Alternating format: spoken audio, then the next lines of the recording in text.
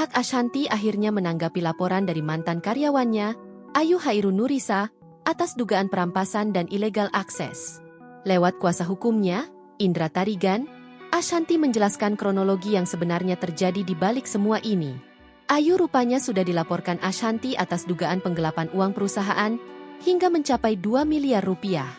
Ashanti sudah melaporkan kasus tersebut ke Polres Tangerang Selatan pada Mei 2025. Penggelapan uang perusahaan itu diduga telah berlangsung sejak tahun 2023. Aris, selaku perwakilan manajemen, menjelaskan kecurigaan muncul pada 20 Mei 2025 setelah ditemukan adanya saldo rekening perusahaan yang berkurang secara tidak wajar. Pada tanggal 21 Mei, setelah kita meeting, jam 9 malam kita mempertanyakan itu.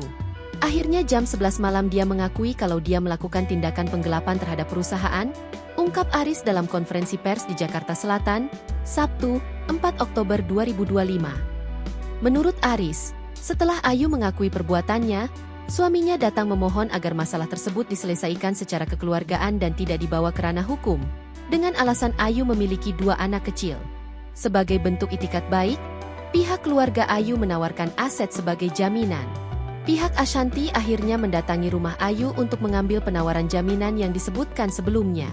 Pihak Ashanti bahkan membeberkan bukti serah terima tertanggal 22 Mei 2025 yang ditandatangani oleh Ayu secara tanpa paksaan atas aset-aset seperti mobil, sertifikat rumah, dan perhiasan.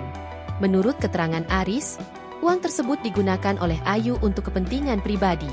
Salah satunya, pengakuan dia, kalau dari cek dimutasinya, ya, untuk perawatan. Ya, puluhan jutalah untuk suntik DNA salmon, katanya. Pihak Ashanti sendiri merasa tudingan perampasan aset ini adalah sebuah fitnah yang keji. Oleh sebab itu, Ashanti berniat melaporkan Ayu Hairun Nurisa atas dugaan pencemaran nama baik ke Polda Metro Jaya dalam waktu dekat. Download Tribun X sekarang, menghadirkan lokal menjadi Indonesia.